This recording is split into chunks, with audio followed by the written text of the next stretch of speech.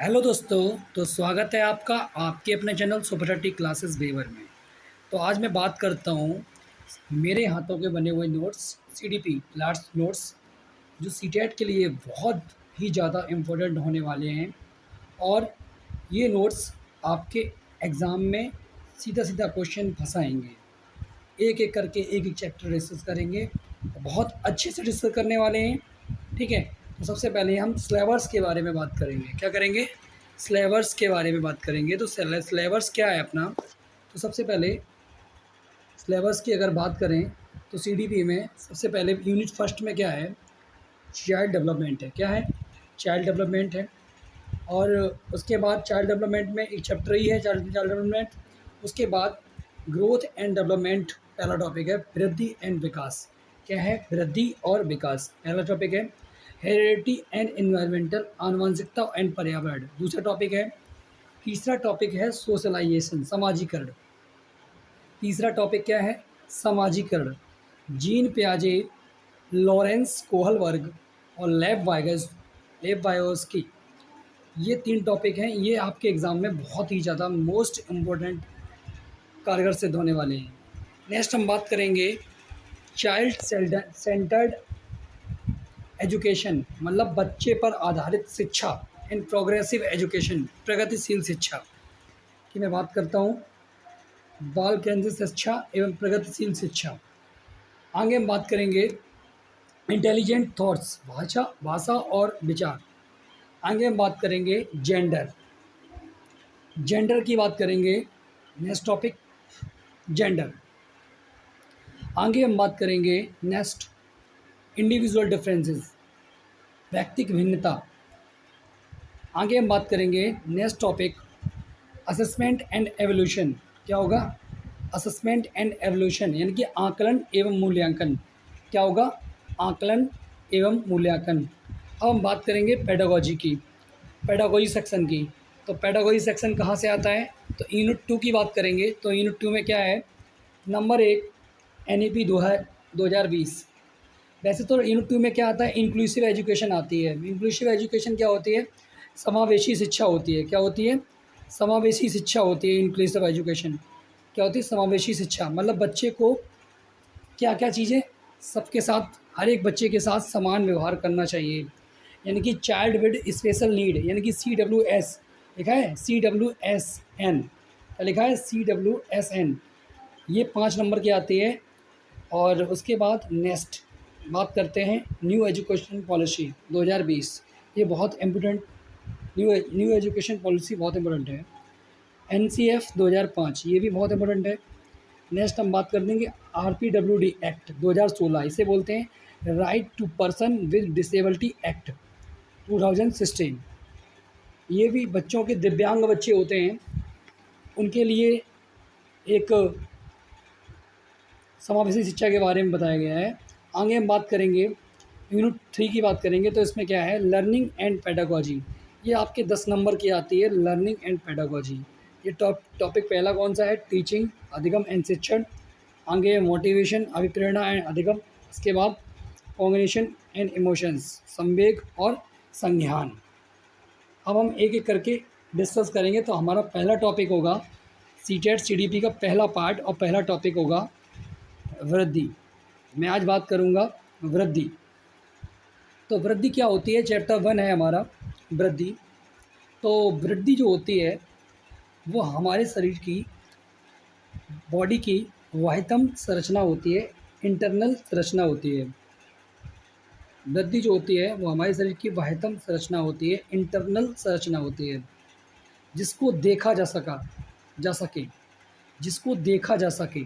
Next हम बात करेंगे, यह निरंतर रूप से नहीं चलती है। कौन सी? वृद्धि। हम बात करेंगे वृद्धि की, बात करते हैं। यह निरंतर रूप से नहीं चलती है।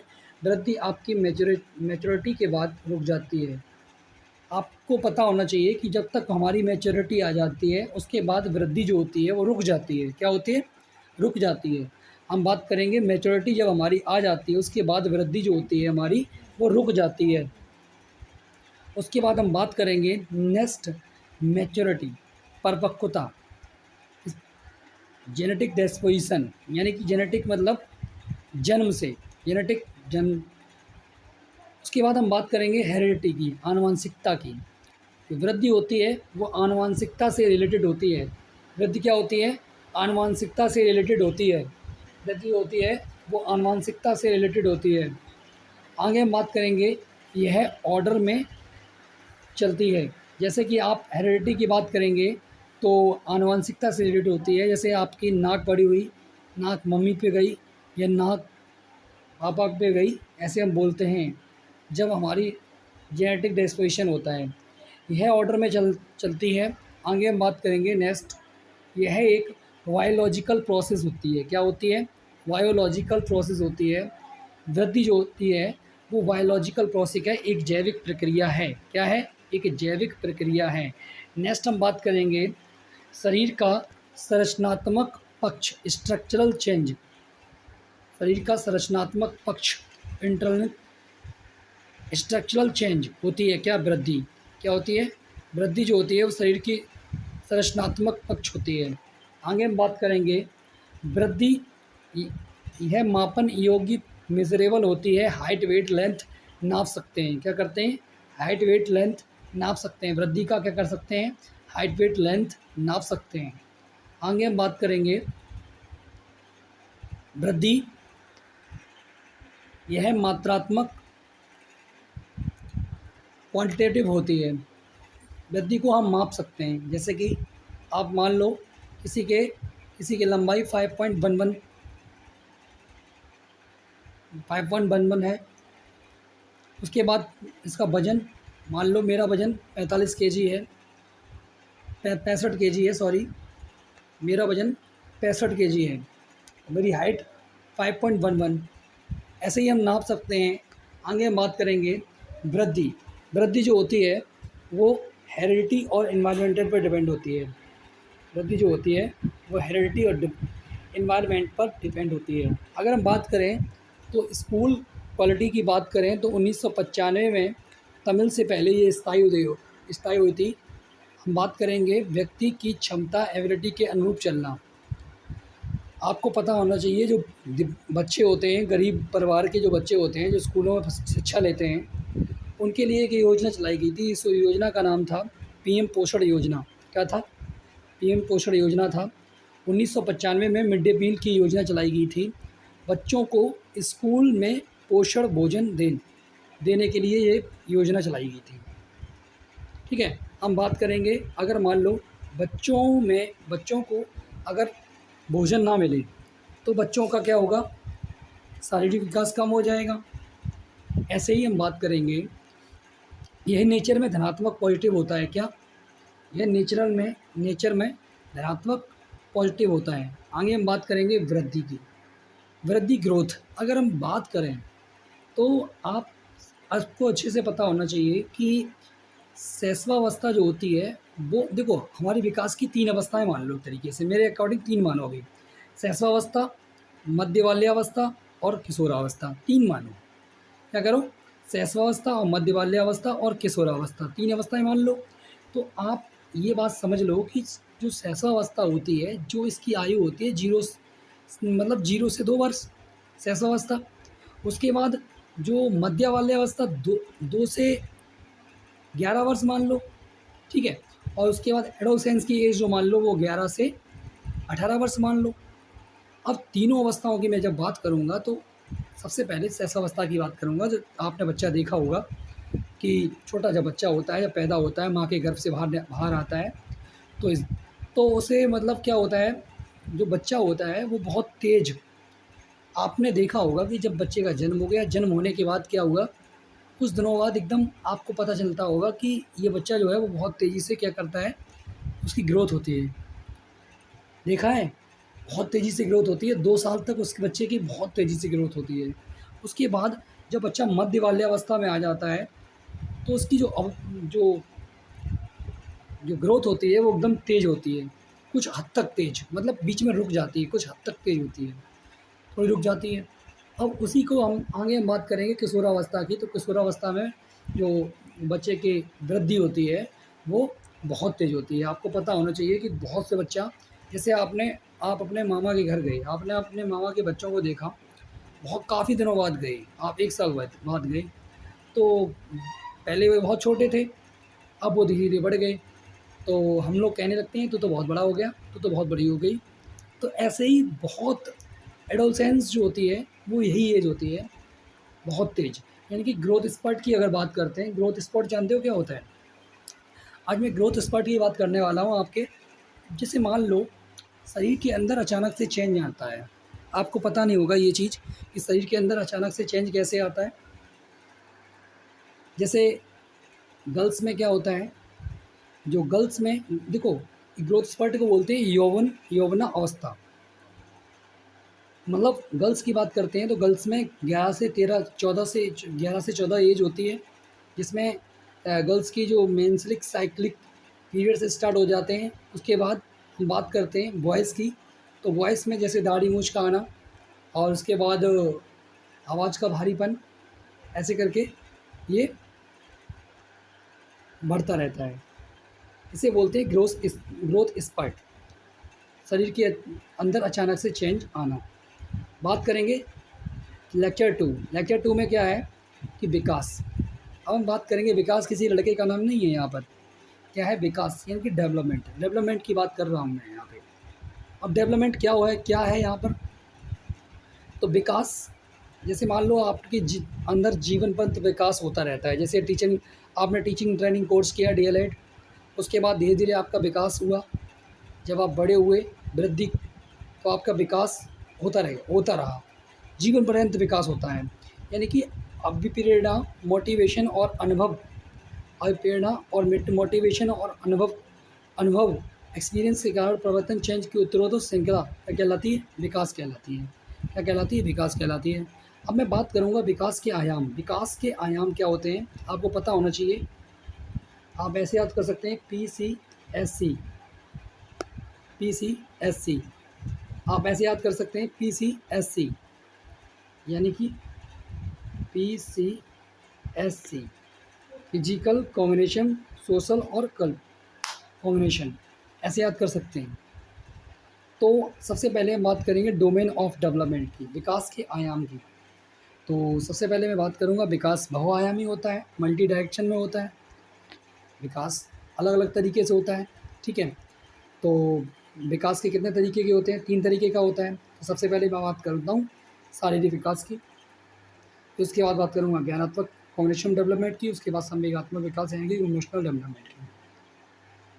तो हम शारीरिक विकास की बात करते हैं, जैसे धीरे-धीरे शरीर में अचानक से परिवर्तन आता है बच्चे के अंदर, तो शारीरिक विकास होता है। जैसे बच्चा एक्सरसाइज करता है, गेम खेलता है, बेस्ड एक्टिविटीज़ करता है। अगर मान लो बच्चे को खाना ना मिले, तो बच्चे का शारीरिक विकास हो पाएगा? नहीं हो पाएगा।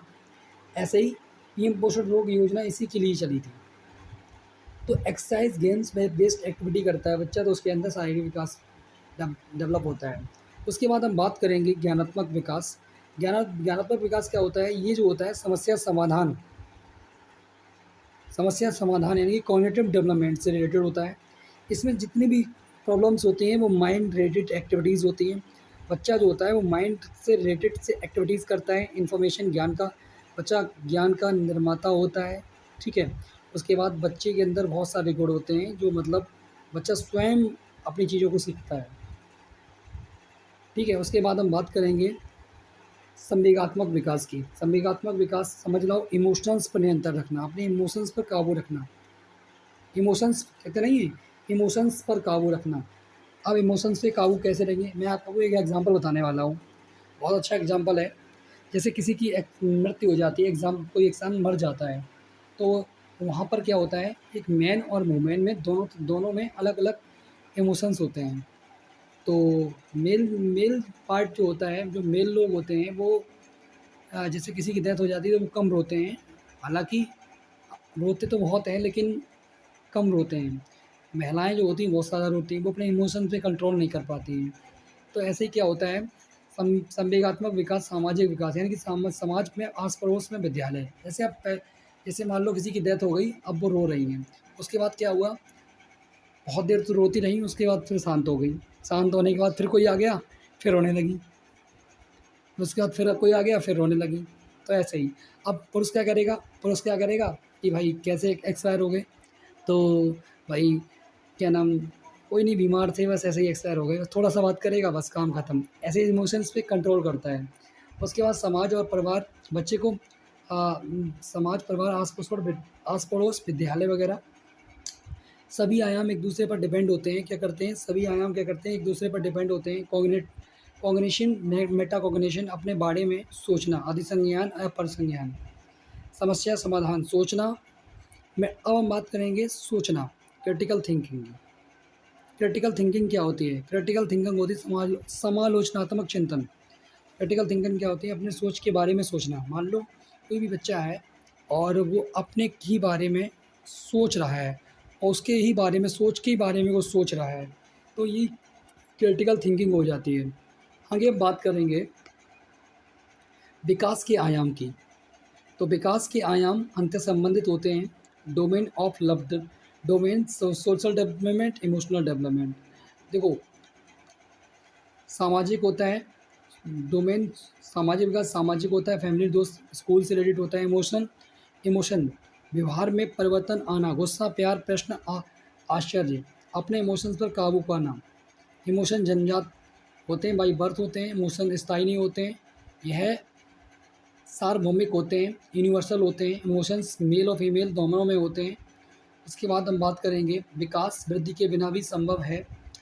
आपको बता दें कि ग्रोथ एंड डेवलपमेंट शारीरिक पक्षों में क्या आता है? डॉक्टर स्टीफन हॉकिंस ने बौने व्यक्ति RPWD एक्ट 2016, उन्होंने ये बताया था कि जैसे भी सरकारी कामकाज होते हैं तो उसमें क्या होता है कि जो जो दिव्यांग बच्चे होते हैं, पहले विकलांग बोला जाता था, अब क्या कर दिया है प्रधानमंत्री मोदी जी ने, उस वर्ड को दिव्यांग कर दिया है।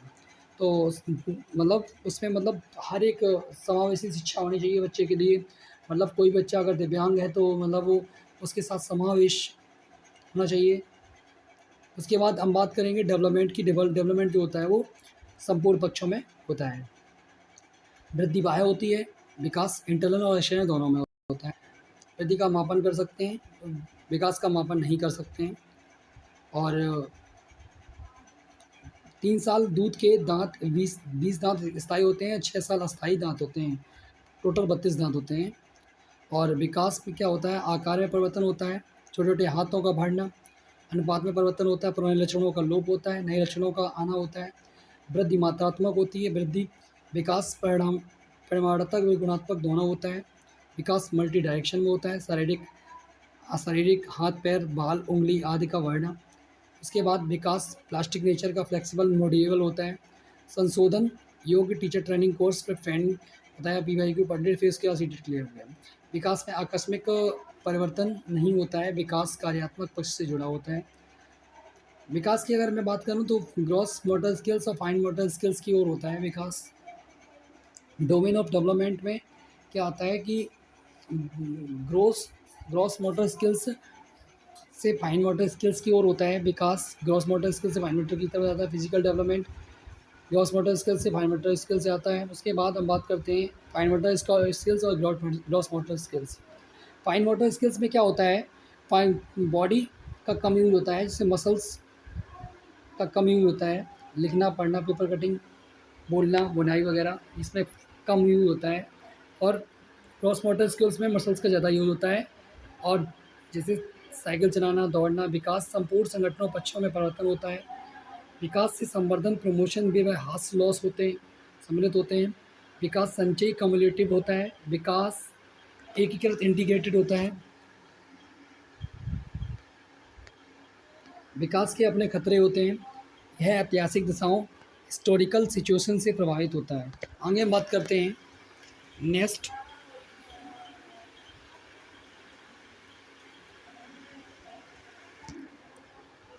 बाल विकास के सिद्धांत, लेक्चर 3। तो सबसे पहले बात करेंगे बाल विकास के सिद्धांत, प्रिंसिपल ऑफ चाइल्ड डेवलपमेंट, समान प्रतिमान का सिद्धांत।